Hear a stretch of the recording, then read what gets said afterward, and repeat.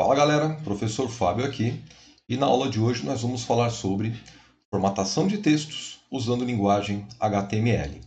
A aula começa logo depois da vinheta. Essa é a segunda aula do curso completo de Web Design.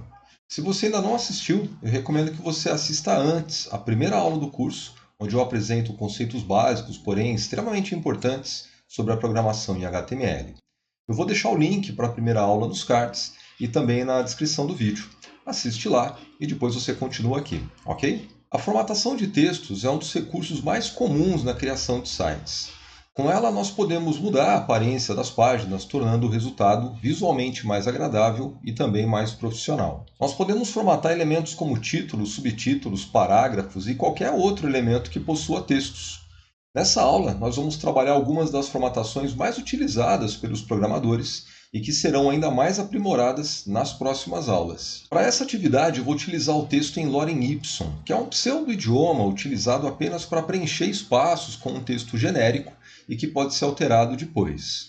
Para gerar um texto em Lorem Ipsum, você pode usar algum site como o fordevs.com, que gera diversas informações fictícias extremamente úteis para programadores e desenvolvedores, ou alguma IA, como o ChatGPT ou qualquer outra de sua preferência.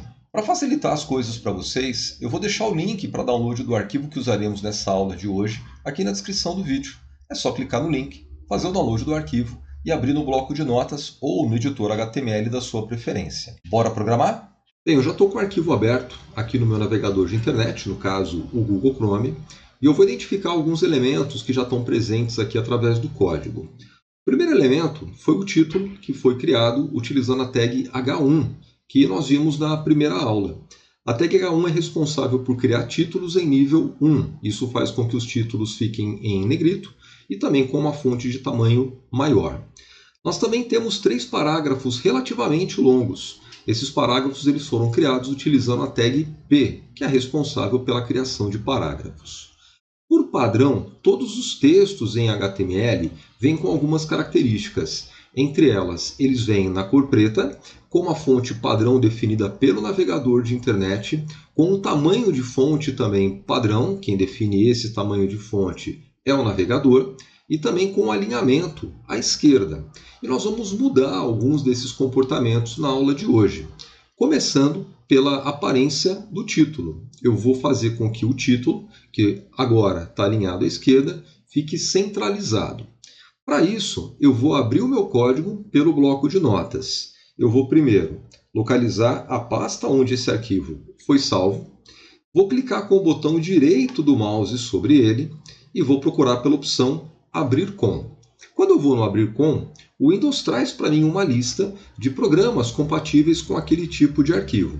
Eu vou localizar então o bloco de notas e o arquivo vai ser aberto utilizando esse software. Eu vou colocar ele em tela cheia para poder visualizar melhor aqui as informações.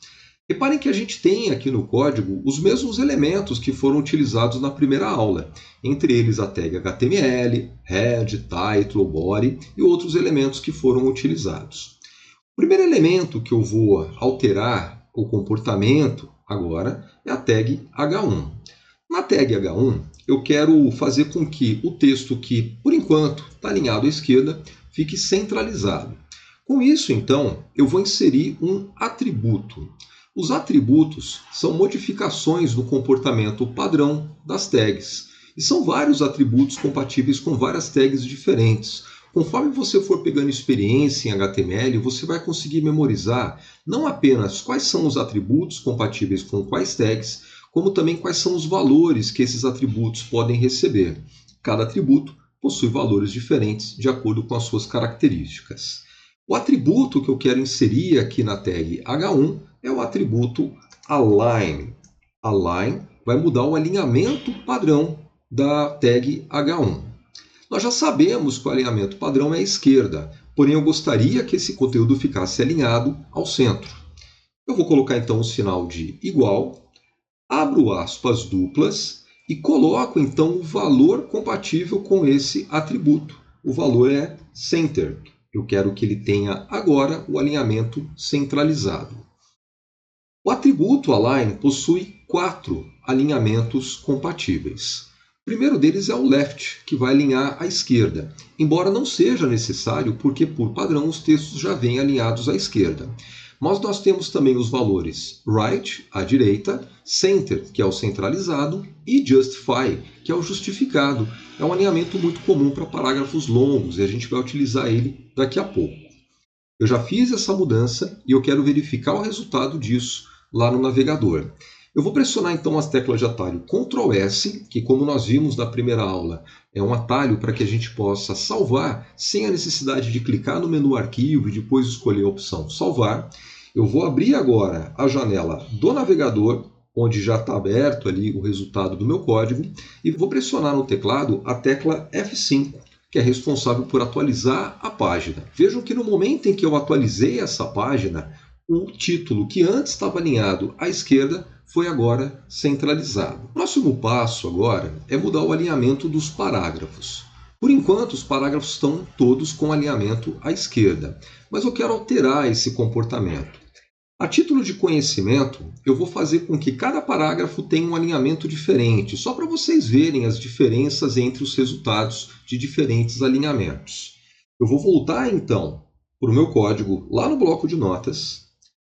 Lá na tag P, eu vou inserir o atributo align e dessa vez, como eu já sei que o alinhamento padrão é esquerda, eu vou mudar ele para o alinhamento right, direita. Eu quero forçar esse parágrafo a ficar com o alinhamento à direita.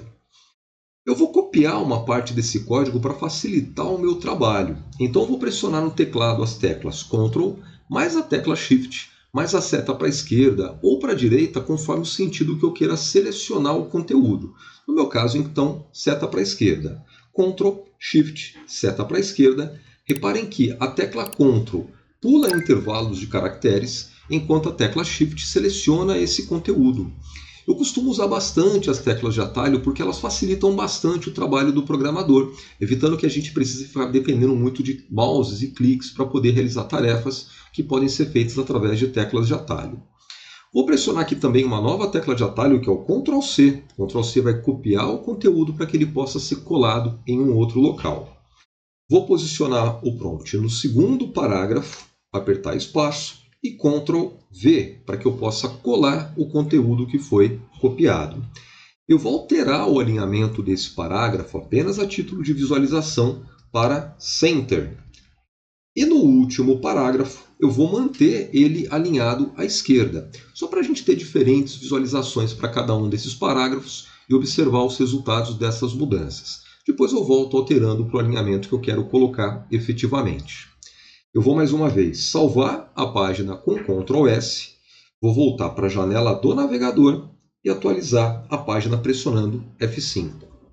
Reparem que agora nós temos 3 parágrafos diferentes e também com 3 alinhamentos diferentes. O primeiro parágrafo está alinhado à direita, o segundo parágrafo está centralizado, assim como o título da página, e o terceiro parágrafo alinhado à esquerda. Eu fiz isso só para vocês verem as diferenças entre os alinhamentos, mas na verdade agora eu vou corrigir, fazendo com que todos os parágrafos fiquem com alinhamento Justify. Pronto, percebam que agora eu fiz com que todos os parágrafos ficassem com o alinhamento Justify, que é o alinhamento justificado, muito comum para parágrafos longos. Ele vai fazer com que o texto fique alinhado à esquerda e à direita da página simultaneamente. Eu vou salvar e atualizar novamente a página no navegador. Percebam que agora todos os parágrafos ficaram igualmente distribuídos, alinhados à esquerda e à direita da página. O próximo passo agora vai ser mudar a cor dos textos. É muito comum a gente trabalhar com cores diferentes para evidenciar diferentes informações dentro da nossa página. Para que a gente possa fazer isso, nós vamos precisar de uma nova tag, que é a tag fonte. A tag fonte é responsável por mudar diversas aparências com relação aos textos que a gente estiver trabalhando. Voltando para o código, eu vou posicionar o prompt logo após o fechamento da tag H1 e vou inserir a nova tag, que é a tag fonte. O primeiro atributo que eu vou inserir na tag fonte é o atributo color, responsável por modificar a cor padrão do texto. Coloco o sinal de igual e abro aspas, da mesma forma que eu utilizei para inserir o valor do atributo align. na tag H1. Entre aspas, eu vou digitar em inglês o nome da cor que eu quero atribuir para o título.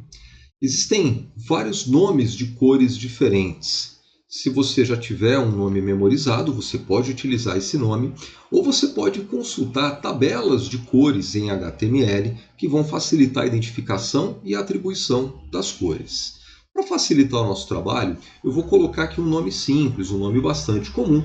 Eu vou colocar o meu texto na cor azul, em inglês blue.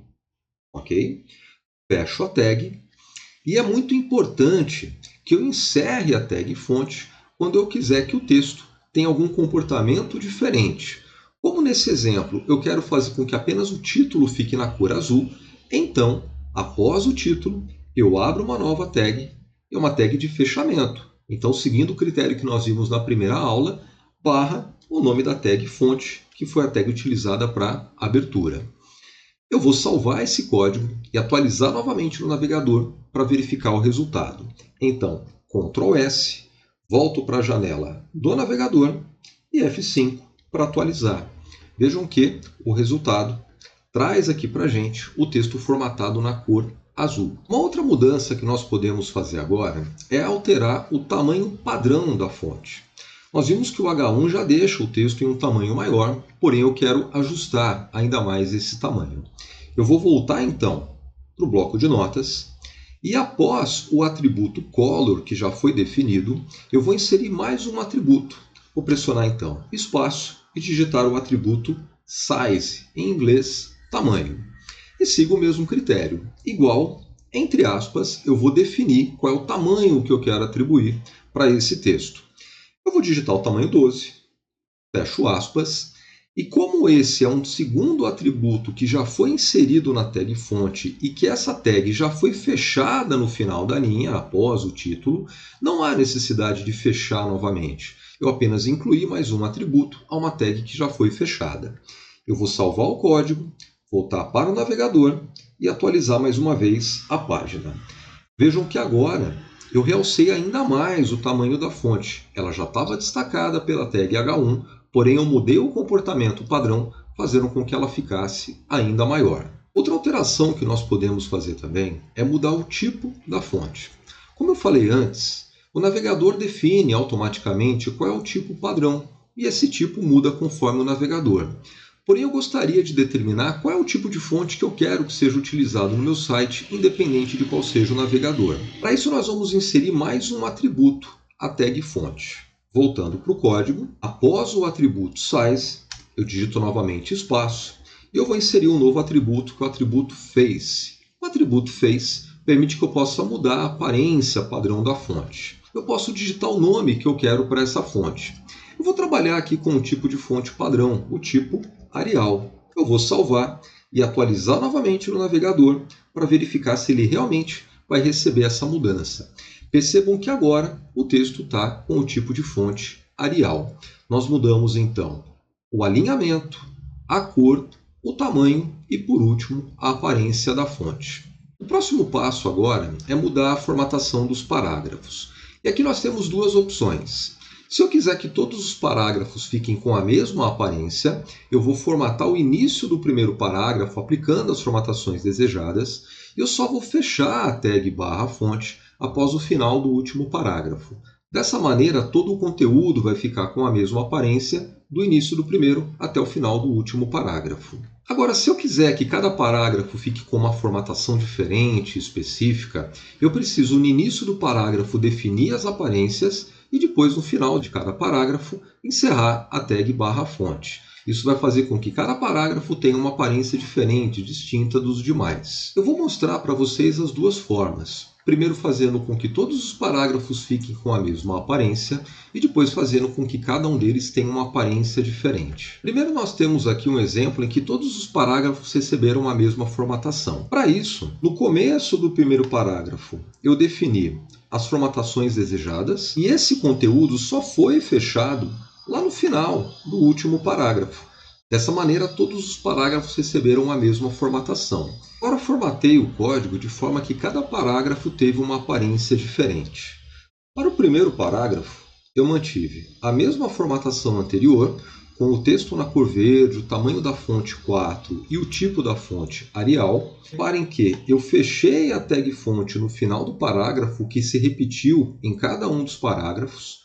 Para o segundo parágrafo, eu determinei a fonte azul, tamanho do texto 6 e aparência Times New Roman. E para o terceiro parágrafo, eu deixei a fonte na cor vermelha, tamanho 8 e aparência do texto Verdana. Então percebam que para cada um dos parágrafos eu trabalhei elementos diferentes, mudando a cor, o tamanho e o tipo da fonte. E o resultado é esse que nós vemos aqui. É claro que a gente jamais utilizaria uma aparência como essa para um site. Eu estou fazendo essas configurações apenas a título educativo, para vocês verem as diferenças entre as formatações. Em uma situação prática, o ideal seria a gente adotar um tipo, um tamanho e uma cor padrão para todo o texto. Aqui existem algumas considerações que devem ser feitas. A primeira delas é com relação à cor da fonte. Nós usamos aqui cores primárias, nomes de cores que são comuns, que qualquer pessoa conhece. Mas o que acontece quando você quiser definir uma cor mais específica, que você não sabe qual é o nome dela em inglês? Para isso, eu costumo utilizar um site chamado flextool.com.br. É um site brasileiro extremamente simples, porém que vai direto ao ponto, onde o desenvolvedor mostra de forma simples e direta não apenas os nomes das cores em inglês, mas também o código HTML para essas cores. Navegando por esse site, você percebe que nós temos 3 colunas. A primeira coluna diz o nome da cor em inglês. A segunda coluna exibe o código na linguagem de programação Java, que não é importante para nós nesse momento.